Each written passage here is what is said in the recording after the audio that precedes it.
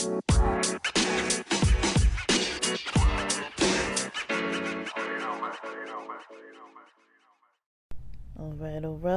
party people. Welcome back to the pod. The Four Agreements. Alright. Get this mic clipped on. Outside on this beautiful Friday. Alright. So, from page 53 at the break, and I read through most of page 56 until the break right before the end on that page. So, guys, we're in for a treat. So I'm glad that I stopped at the break last time. And let's talk about this next section. So, we've been talking about the second agreement, which is not taking things personally. They talked about not taking things personally that people say, not taking things personally that people do. It starts getting real esoteric here, guys. Now I'm usually down for like deep, vulnerable conversations about things. I guess the difficulty is that lately I've been a little scattered, a little bit all over the place. My schedule's shifting here and there. I'm kind of making, I have a bit of a routine, but it's like I've been really feeling like I need to break that routine, and then it's really throwing me off with like the pod episodes and the recordings, and it's just kind of throwing me off. I'm trying to kind of settle into something, and so yeah, like I noticed too that I don't really like, my mind isn't really going into a lot of deep spaces because I haven't been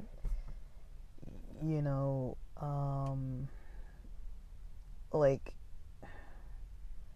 maybe I'm not refreshed, or I'm just like, it's hard for my mind to kind of like settle and like delve into those things when it's so busy delving into all kinds of other stuff for my day.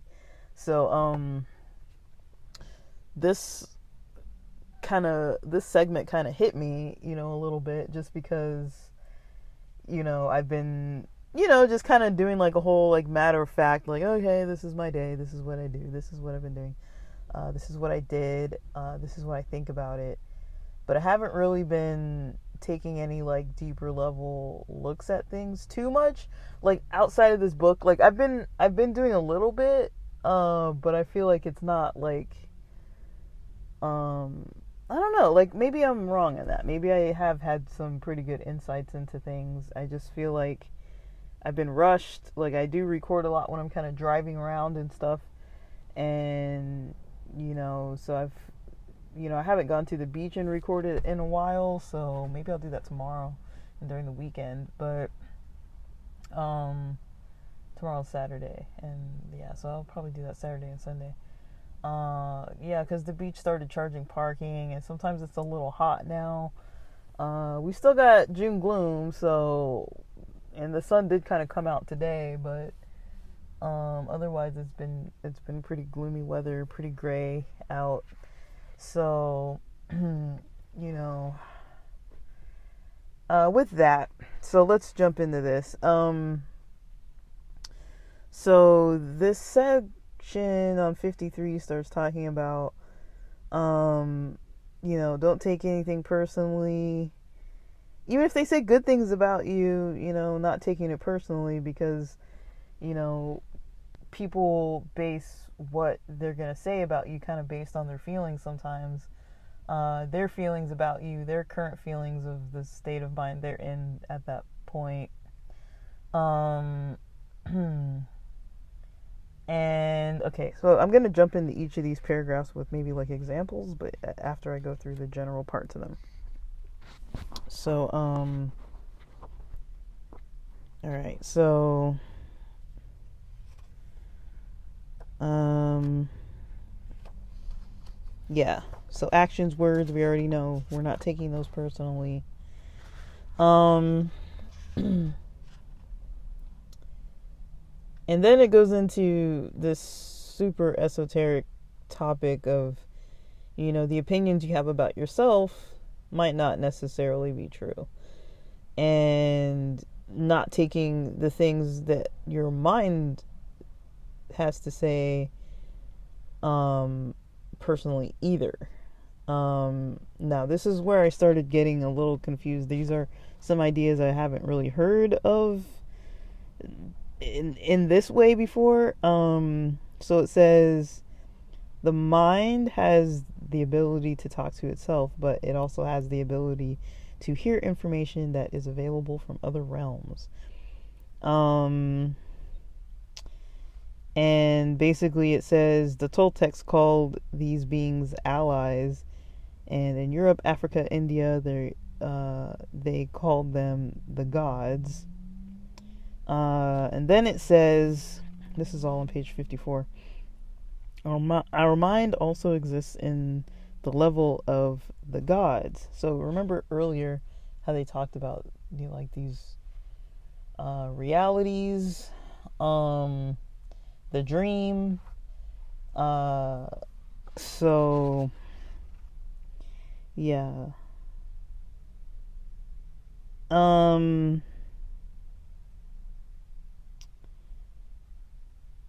it says our mind also lives in that reality and can perceive that reality. And then on page 55, it talks about the mind talking to itself, similar to how you have a left hand, a right hand. You can shake your left and right hand together. Like you can shake hands with yourself basically and know what you're doing. Like your hands are both aware of one another. And then they say, the mitote.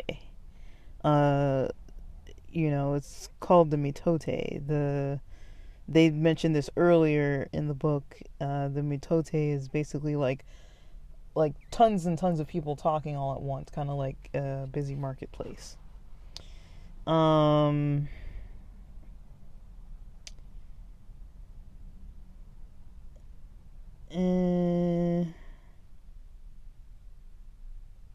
Okay, and then page 56, it says some part of the mind has objections to certain thoughts and actions, and another part supports the actions of the opposing thoughts. So going back through these different ideas, it's like this section for me was kind of hard to tease out like one main point, because it seems like it has many points that I haven't really thought about it in that way or heard about it in that way. Now, coming from the psychology background, I would say one thing that I can say that is often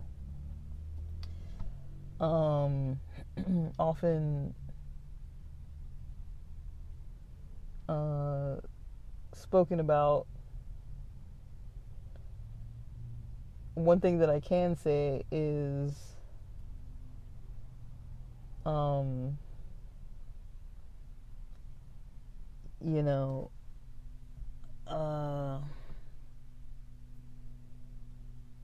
yes, it's often spoken about, and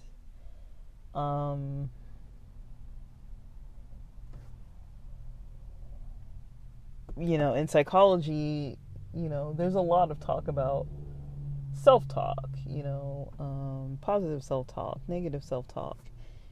Usually people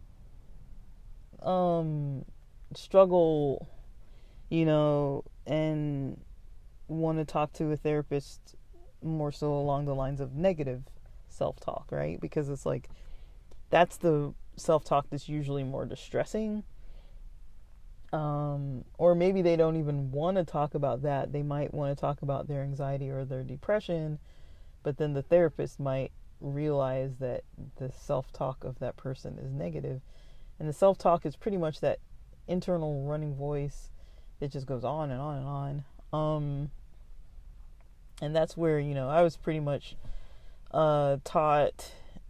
I don't know if I learned it in a book or learned it just through my own practicing, or maybe a combination of things. Learning about breath work, and when I was practicing breath work, like, I do it pretty routinely. I wouldn't say routinely. I do it pretty regularly, but I don't always have a routine. Like, I'd say the closest I get to having a routine is like sundown or nightfall around 8 p.m. this time of year. So just to kind of end the day out and have a time of reflection. But that's not always the case. That's not always how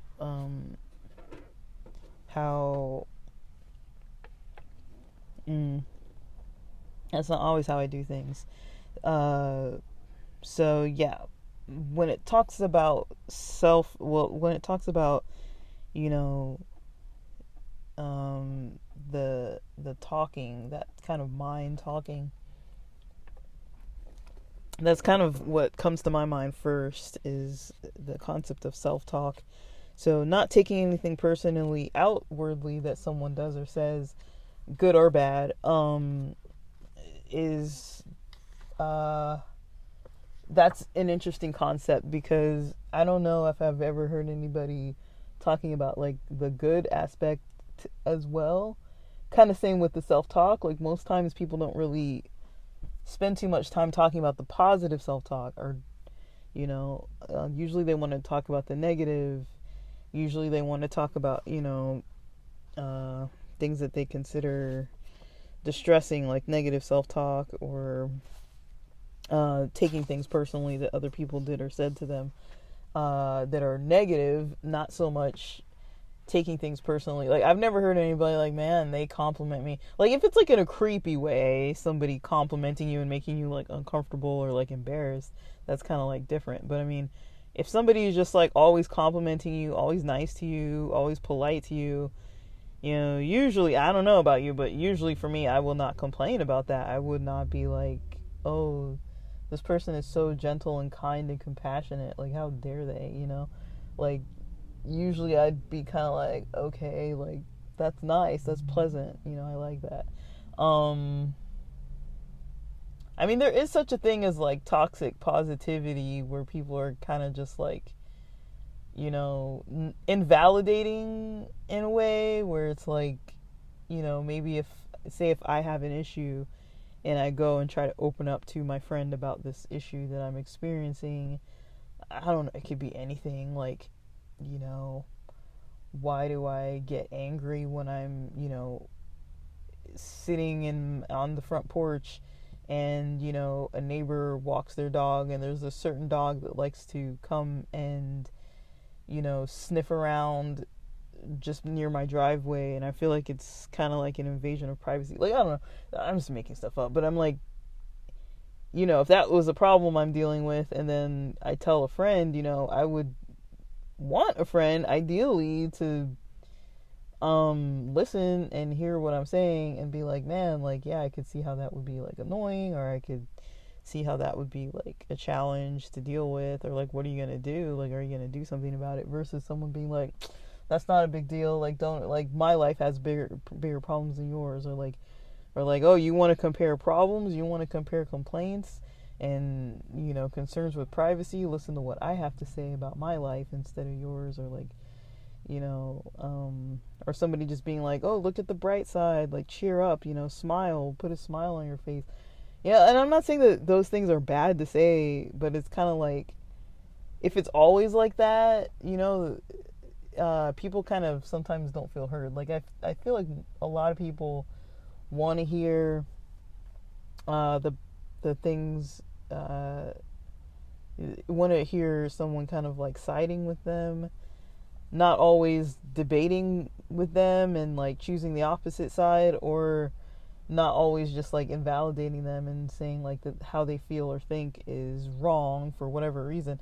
Now, I would say for myself personally, I do kind of like it when, yeah, people validate and, seem to kind of understand where I'm coming from, but then also, like, if they could still go, like, another level with it sometimes, too. Like, if they do think I'm wrong, or if they do think, they would handle it in another way, or if they do feel like their mind would maybe address it differently, I would like to hear like what they have to say. Like a lot of times when I'm talking to my friends, I really like to hear their opinions, even if their opinions are like totally different from mine. But there is kind of like a way to be kind of like, like sensitive about it or like understanding about it versus being completely invalidating. Those are two different things.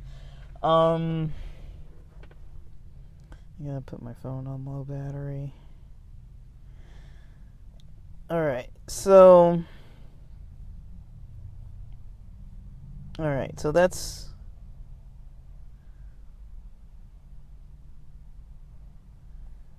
that's one level. And then I would say that I do value communication in that way, but I'm not too stuffy with things. Like, I'm not like, people can't have their own opinions around me or whatever. It's just kind of like the manner in which they express their opinions, I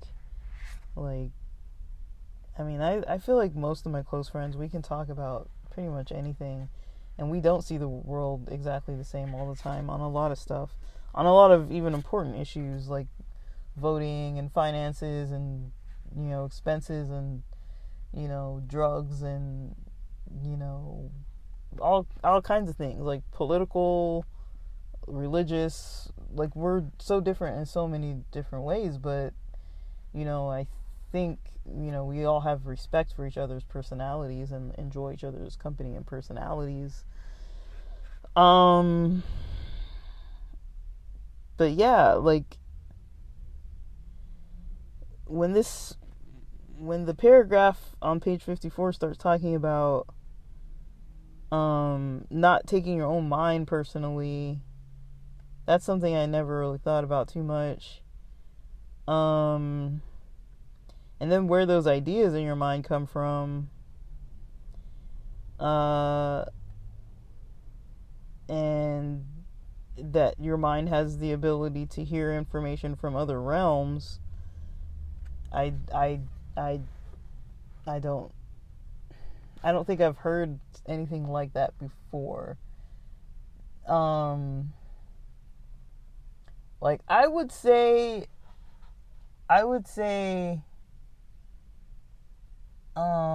for myself personally, I notice how I can tune in or not tune in to a certain energy, right? So if there's like a certain energy where I'm like able to kind of tune into it or not, and that definitely affects my mind and affects if I'm taking things personally. Like, that's something I've kind of noticed. Like, an example of that for me would be like if I see, if I'm watching a movie and there's something kind of triggering on there. Like, for example, last night I was up late watching movies because I couldn't sleep. Not that was going to help me sleep, but I realized I didn't have any plans. Well, I knew I didn't have any plans till later in the day. And so I figured, since I don't have plans till later, I'm just going to stay up anyways. So there was this show, I'm trying to find it on Netflix. There was a show on Netflix that I was going to watch called Transatlantic. Now, it seemed right up my alley. like historical drama, World War II time period. But not that long ago, I had been binge watching World War II content, particularly about the Holocaust and Nazi Germany and all these kind of things. And my goodness, like, I was so exhausted by it. I got so tired and overwhelmed by it and started feeling so negatively about it. I told myself, I was like, stop, stop with the World War II stuff. Stop with the Hitler content and the Stalin content, and stop popping over to the North Korean content. Like, just stay away from all this. Like, it's not helping you. And I was kind of deep in it for like a few day period, maybe like 3 days or something like that, where I had just binge watched a lot of content that was just super heavy and negative, with a lot of like, what's in that content. Like, none of it is really like positive, but I was kind of thinking about like, why do people think these ways, and like, conformity and control, and would I have listened, would I have hid, would I have ran, would I have fought, like, what would I have done? I don't know why I just wanted to sit in that for a few days, but I totally did. And that's also not very like me, because I don't tend to gravitate towards heavy content. But I have noticed, because I've been feeling a little bit better, I'm able to kind of tolerate content like that. Like, usually I wouldn't even want to watch a commercial that has something like that in it, or like an ad that has some kind of content like that in it. I would have been wishing that I never saw it. Like, I wouldn't be like deeply kind of like disturbed by it necessarily, but I would be like, okay, like, I don't want to see that again, or like, something like, versus like actually actively engaging with it and like watching multiple episodes and movies and documentaries back to back to back like that. Like, usually I would not do that. And if I would, it might have been like one show or one episode or one movie or something, not just like back to back content for multiple days on end. Like, that is not usually, the way that because I've had such high stress levels. Like, that's not usually how I would have done things. But I don't know. Like, I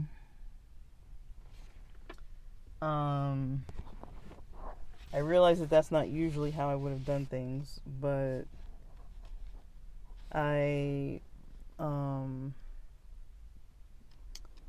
did do it because I could, and it was a little bit disturbing, but not as disturbing as things normally would have been for me that are like that type of content.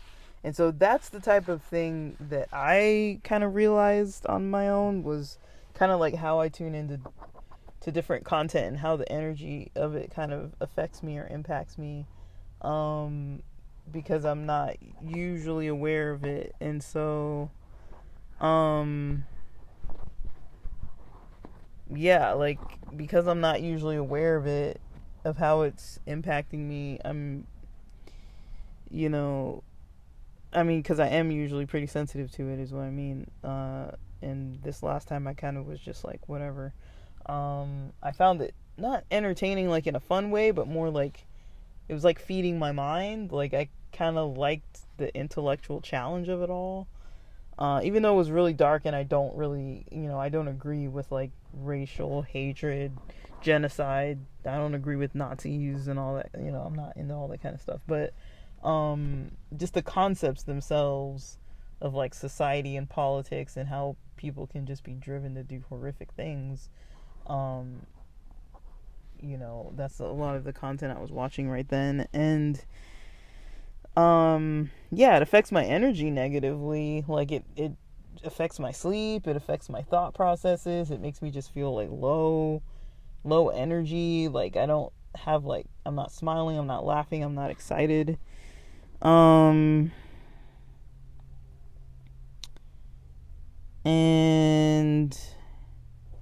yeah, but for the voice in your mind to come from another reality or another realm, like, I I'm not saying something's right or wrong, but I'm trying to like think about it. Like, to me it seems like maybe an example of that could be like uh a a way of looking at life or a perception that was never had before. So, I mean, I don't know if this is controversial, but basically, I've noticed that psychedelics, so either psychedelics that are like most um like so if you say like psilocybin, like people know it as magic mushrooms, uh or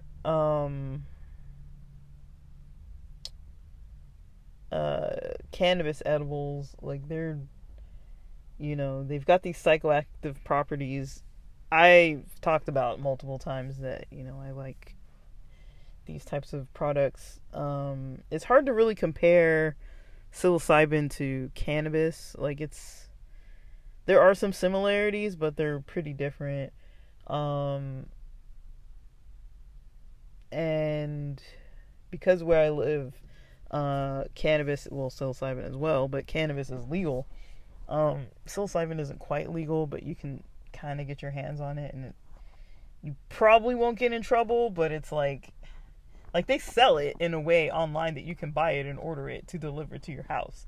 So it's like, I don't know what to say to that. It's like, okay, maybe it's illegal, but it's also like, I don't think anybody's like tracking these sites or whatever, like,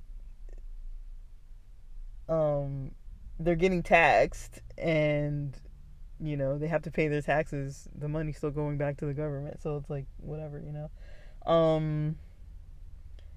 But oh man, guys, like, I just don't know. Like, I think so with the use of psilocybin and cannabis, and I'm talking about this on the fly. I haven't thought this through at all until now. I'm trying to think about it on the spot. I've noticed that it's easy to tap into certain things where my mind isn't naturally going by itself. But have I had ideas that are so far from my own understanding of the world in general that I'm like, this is from some other thing? I would say my own personal experiences have been more like, I guess the thing that I can explain the best is how I'm feeling one day, or like for consecutive days or multiple parts of multiple days, how I'm feeling, and then how I end up actually like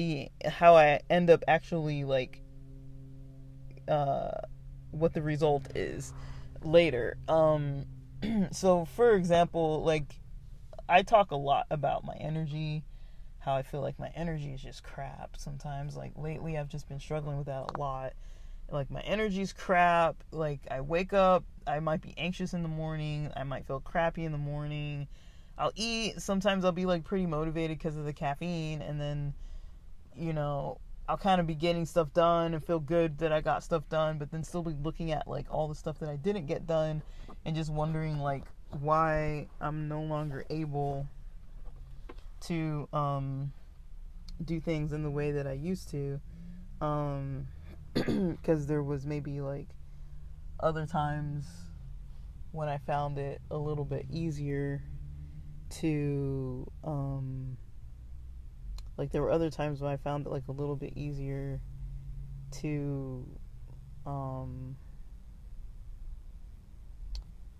just be able to kind of do what was maybe like expected. So I've kind of just been like like maybe I was able to just kind of experience, you know, feeling like today sucks, today's not good, like I'm looking at the negative stuff, and then I'll take, usually if it's later in the day, it's probably going to be a cannabis product. So I only really take psilocybin these days, like on an empty stomach, like first thing in the morning. And so because I like it on an empty stomach, because otherwise I get like stomach irritability. So I usually don't take these things, like I usually don't take psilocybin in the evening. But say I take some psilocybin after a day of kind of feeling like, some crummy moments, but maybe they got a little bit better and I just kind of moved on, Like that's kind of how a lot of my days go. It's like, I wouldn't say every single day I feel perfect. Like I will feel like physically, negative sensations physically, like a little bit. I would call it like physical discomfort. I wouldn't really go as far as to call it like pain, physical pain. There can be like a little like emotional pain there, just kind of like mental pain, cognitive like discomfort, and then like physical discomfort. I would call it more of like a discomfort. It's not itching, it's not anything like, it's just kind of like tension, if that makes sense. Like kind of like if somebody gives you caffeine, but then like you have to just like sit there and like you can't talk and you can't move and you can't do anything, but your mind is racing and you got like a lot going on, like you want to go for a run or something, and you're just like sitting it quietly in an office or something. Like but it's like I don't have to have caffeine in my system to have that type of, it's not that intense, but it's like ongoing and mild, just kind of like tension. And so I might feel that way. And then, after taking some cannabis, like usually it would be an edible, I can kind of talk myself through things a little bit better and just be like, okay, pause, like what's going on, like take a break, like you notice that, like I've been having this sensation lately that's kind of weird, like my throat gets tight, and I think so the first time I ever remember that happening was in a practicum where my supervisor was a jerk, and I made a mistake on something I didn't know. So we used to have to write these assessments for incoming clients, or after they'd been there like a year, we would have to update that same paperwork.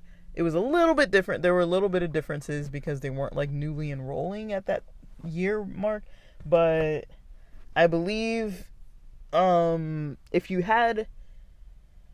there was another assessment in the system from either a crisis house, a hospital, a PERT hall, some other site that just used the same system as us but was doing that same type of assessment for their site, but it wasn't a duplicative service, you would have until that one expired to finish yours.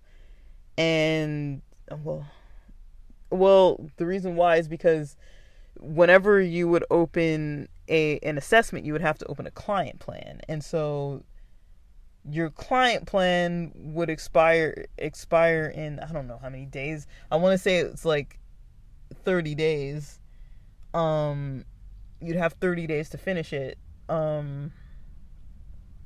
But if there was a client plan open because of another assessment that was before your assessment, like if their client plan was expiring before your 30 days, you would have to finish your assessment earlier. I didn't know that. I thought we always had 30 days. And so mine was late. So if that makes sense, it's like, it's almost like, okay, if I open something expecting, today's June 16th. If I open something June 16th expecting that July 15th I would have to have that assessment finished and closed out and signed off on, assuming that I had to have it done, that would have been about 30 days. No, I guess the 16th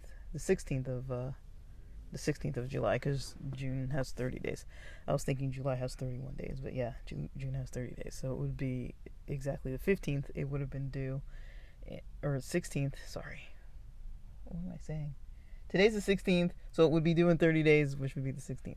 And so, but then if it was actually due on the 14th or something, and I didn't know and let it go to 30 days. Now, nobody caught that. Nobody told me. Nobody explained it to me. But, I think when the supervisor that was a jerk, went to sign off on it, it said, maybe there was like some message that came up or something, or like, the due date or whatever. Like there was something that she kind of finally noticed, like, oh, this is this way and it's therefore late because there was this other thing that was open that you didn't really know, and so she basically took me to the director to like talk to the director about it. I don't know if I thought they were gonna fire me, but I was like, okay, to get like taken into the office. But they explained it to me and I was like, okay, but I didn't know. But then when we were talking, like I noticed my voice was like super tight and I was like almost whispering because I almost like couldn't talk, and I was just like, dang, like that's never really happened before. But it strangely happened a couple times this week, and maybe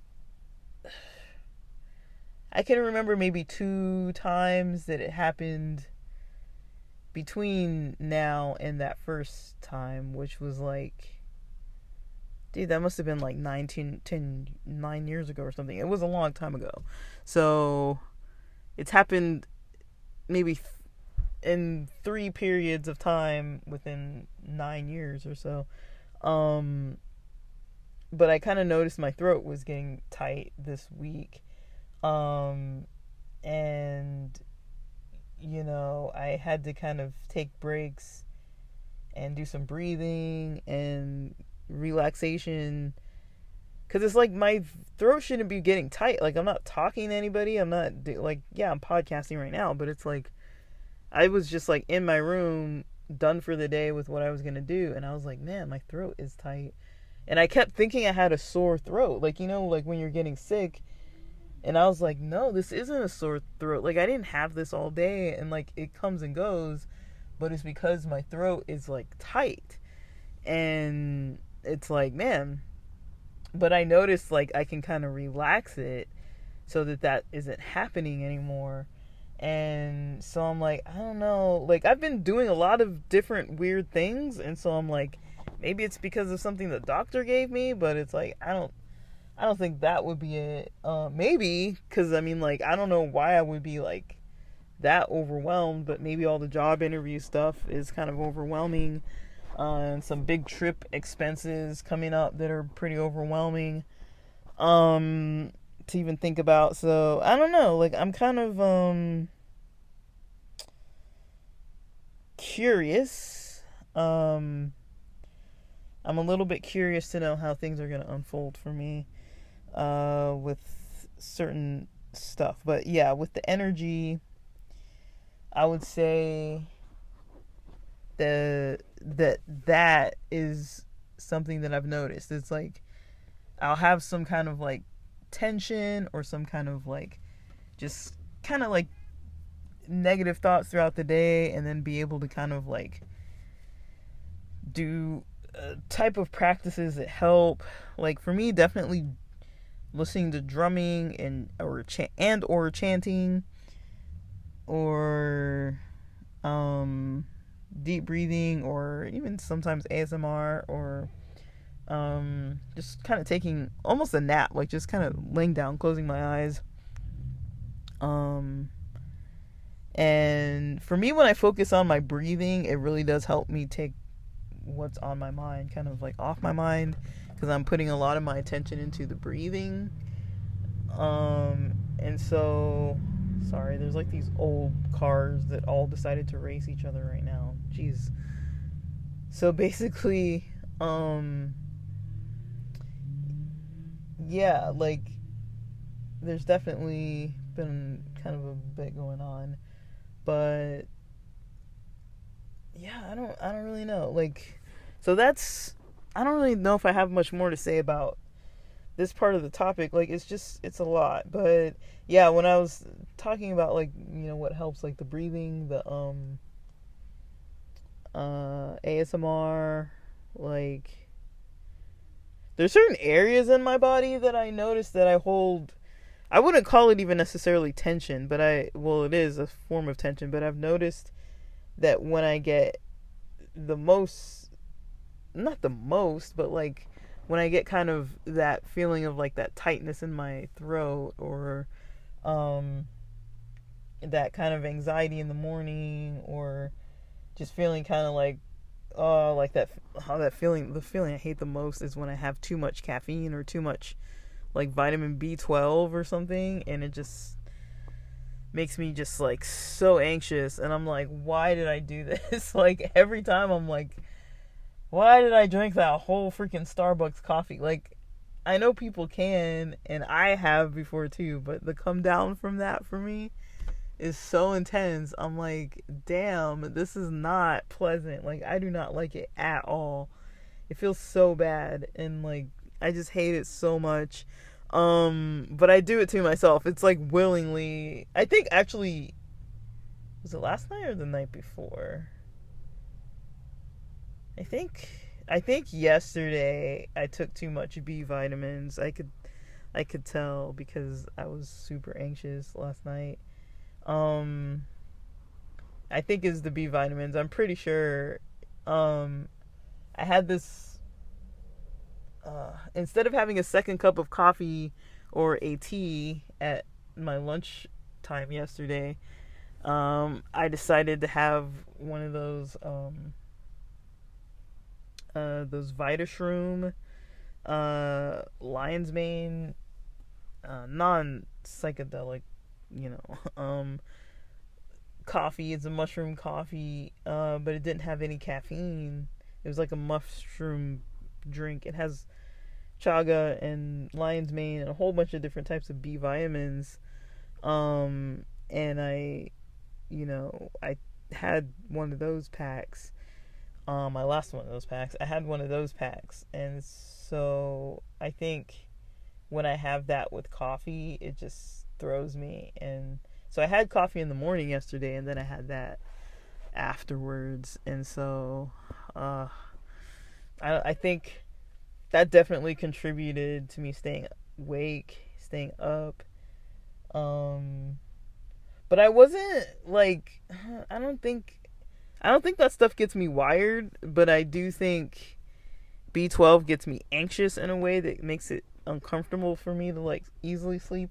Like, I can sleep if I like force myself to do it, but it's like I am so bad at forcing myself to sleep that I usually just won't.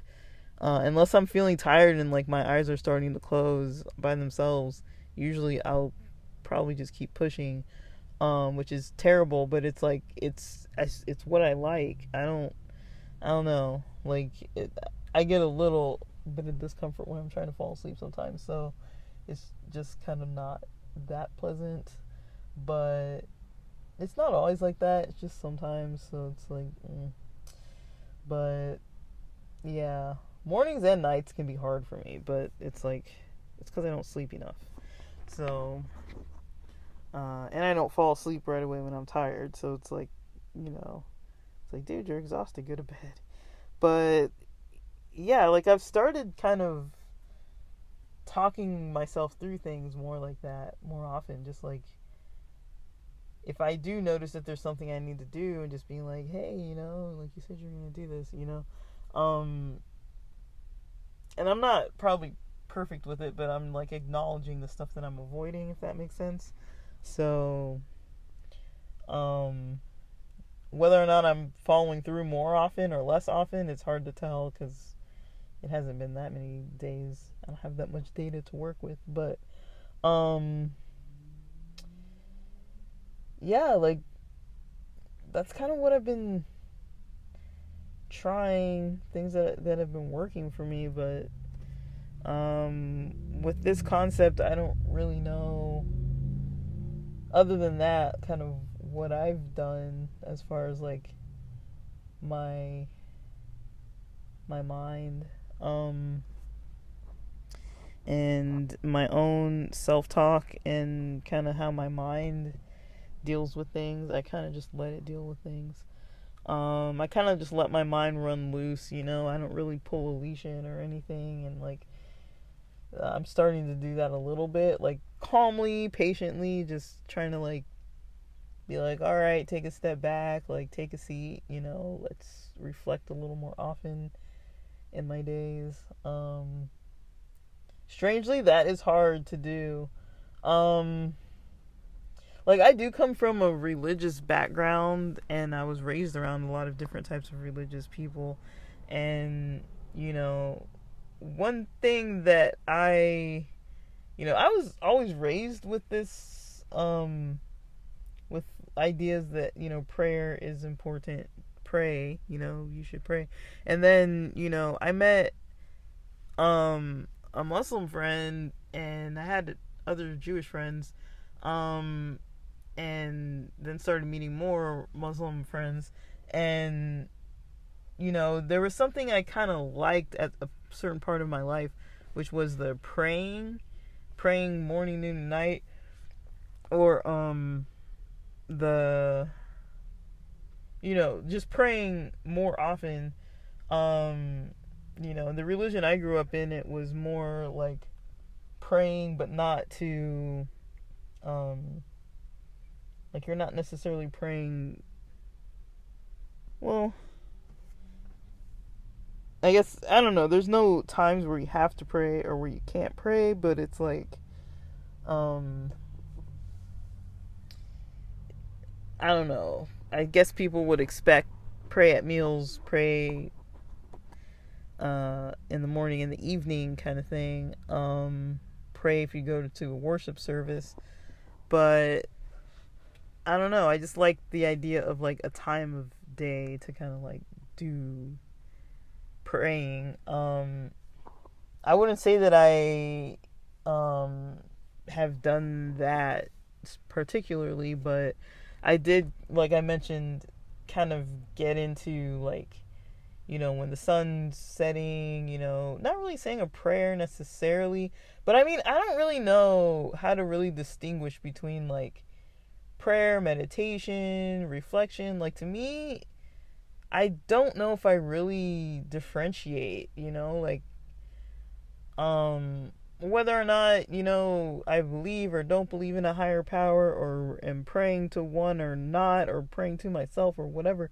Like whatever version of things people do or don't do, it's like I don't really know what the difference is. Like I think it's the mind is taking its intention into something, and just kind of like revealing what it understands about whatever, and maybe what it doesn't understand yet, and what's stressful, what's good, or just kind of trying to notice what's going on and not even really like talking about it in some kind of way. Because I think prayer is more of like a communication. I think usually when people are praying, they're usually like assuming that they're like, you know,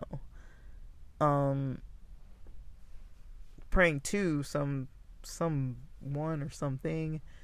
I don't think people usually would assume that prayer is like, I think you would at least be hanging out with whatever you believe in, like the entity or whatever it is. You would at least be like in the presence of, even if you're not having some kind of communication, just kind of like being there. But I don't know, like it is a form of meditation in a way, and I think they can all be forms of reflection. But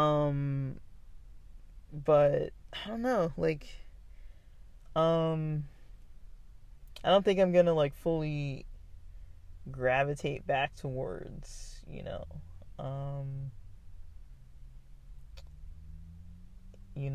don't know. Like, I can't really say if I'm ever gonna do certain things again or not, but I don't see it in the near future. Trying to kind of practice prayer routines like that necessarily. But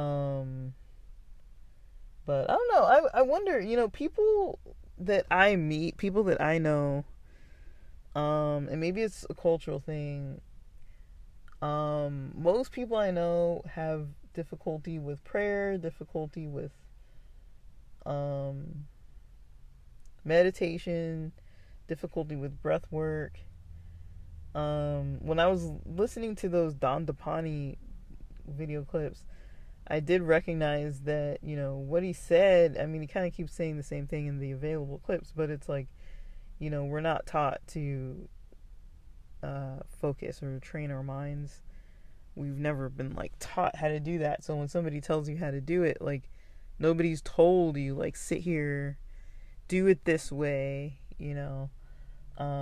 usually nobody, like, says that, Some cultures, yes, but I mean, I would say my generation and the culture I grew up in and the subculture I grew up in, like, it wasn't really something people would, like, teach. Like, they might have, like, seminars where people practice, and I remember learning about the Acts prayer. I can't remember what it was. I think it was, like, when you pray to God, you do, like, Acts, each thing stands for a word. Each letter stands for a word. It's an acronym, so it's, like, the A is, I don't even remember. I think it's affirmation. So you're kind of like giving God affirmations. And then C is confession. And T is thankfulness or thanking. And S is, I don't know. Is it supplication or is it, I don't remember. I don't know what the S was for, but surrender, I don't know, like, I don't know, but basically it stood for something, and then you could use that kind of template to, like, organize praying. I gotta look this up. I don't know why. Let me see if I can find this. Alright, come on phone, let's go. What does the Acts prayer stand for? Oh my gosh. Of course my internet doesn't want to work.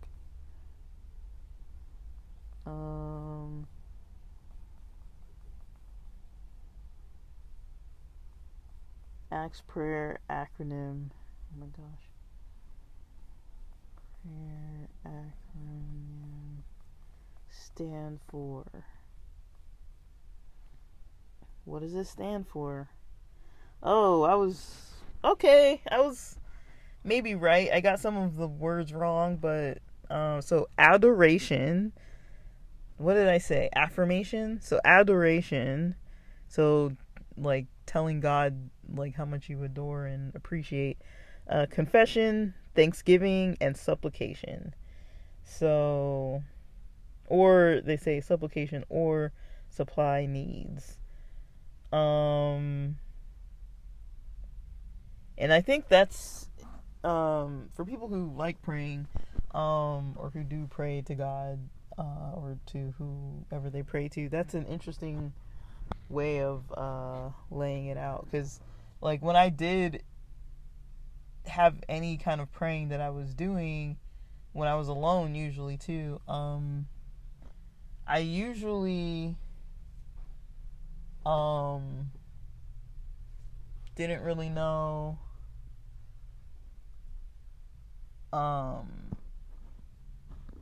like, I usually was, like, told to pray. Like, I was, I grew up with it. Now I lay me down to sleep, and learning the 23rd Psalm and learning the Lord's Prayer. We didn't really say them all that much like that, but, like, It was something to memorize. And then, like, there was a lot of Bible memorization. And,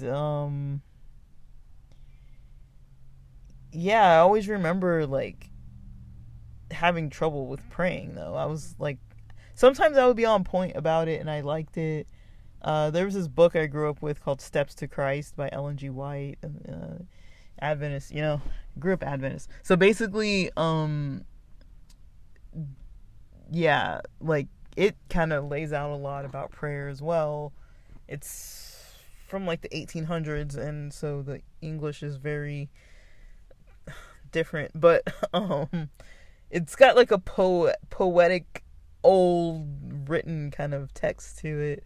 I kind of like it sometimes, but it feels like very like the books are yelling at you. That's kind of how that's like whenever I read it, I was like, oh no, like it always, like, I don't know, that book to me felt kind of softer, but the other books, there's a lot of them that, like, the tone that I read it with is just like, you are screwing up.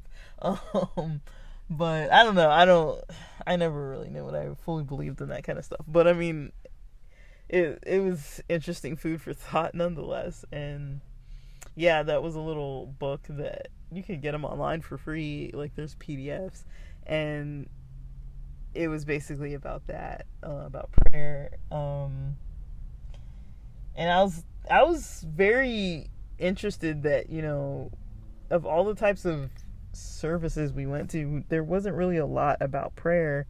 It was always this, like, thing to me that I never really was like. I was like, sometimes I would feel like this intimate connection, and then other times it would just be like talking to a wall. Like, I would say, like, most of the times I would just be like, my mind would wander and I'd find myself just like somewhere completely else, thinking about, like, oh, like what I had for dinner, or just like daydreaming or whatever. Like, it would always take my, like, I would always, lose focus with praying. Like, that was, and I basically got to a point where, I used to feel guilty about it. And then I got to a point where I was like, it's just how it is, like, and so I would pray and then just be like, all right, that was my prayer for the night. And just like, even if I was like 2 minutes in and I was like, saying the beginning part, and then I just kind of wandered off in a daydream, and then I'm like, oh, well, that'll count as my prayer, like, I wasn't like forcing myself. I was like, that's just how tonight is. It's just not going to work. And, I always just, prayer was always just interesting because, like, if you grow up in a religion, most religions, I think, teach you how to pray. Like, there's kind of like a method that's like more involved. And it's interesting in Christianity that the only prayer that's really taught in the New Testament, is it the only one? I guess it's kind of the only one that, it has what's called the Lord's Prayer. And it's like, that is not that long of a prayer. And there's a lot in the Bible about prayer. I don't want to go off and on and on and on. Like, I'll record that elsewhere. I'm going to talk about prayer because I'm in the mood to talk about it. But, yeah, I just, I don't know. Like, all that type of stuff with, like, meditation, it's kind of the same for me. Like, I have the same issue. My mind kind of wanders. I do notice, though, with the physical things, like body scans and all that kind of stuff, like, I am very, I can get, like, I'll still daydream, but I'm like, that, for me, actually is a lot more intense. Like, once I start focusing on physical sensations, it's like, whoa.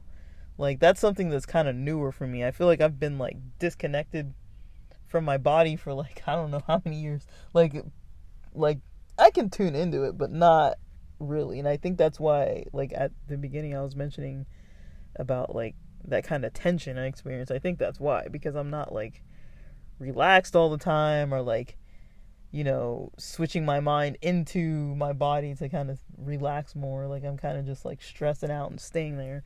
And then it's kind of ramping up throughout the day just because I'm busy and fatiguing, and just naturally, that's just what I think happens. And, the most vulnerable parts of the day are usually, like, when you're sleeping and when you're waking up, because you're not, like, fully aware of what's even going on. And so, yeah, like I think that does have a lot to do with like why it's so hard for me to fall asleep, or why when I wake up I'm just like a little bit like like almost every time before I wake up I'm like predicting that like, okay, if I wake up and I just don't feel too well, that's just how it's gonna be.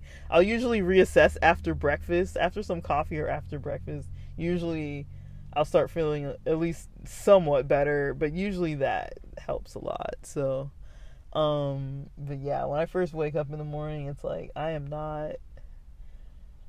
usually like, I don't know, if I have slept well and everything, then like yeah, like, and I've been exercising and stuff, then like yeah, I'll probably feel pretty fine in the morning. But like if I've been letting things go a couple days and eating junk food and sleeping late and waking up early and like, you know, just pushing too much, then I'll definitely feel it. I'll be like, whoa, I feel pretty not so refreshed. But that can kind of, you know, kind of perks up a little bit after breakfast. But the issue is that I wake up so early before breakfast. Usually I'm like I'm up a couple hours before breakfast, and so it's like to have to like deal with that for a couple hours every morning is like, oh my goodness. And I'm still so stubborn. I haven't started trying to eat at like 5:30 or 6 in the morning.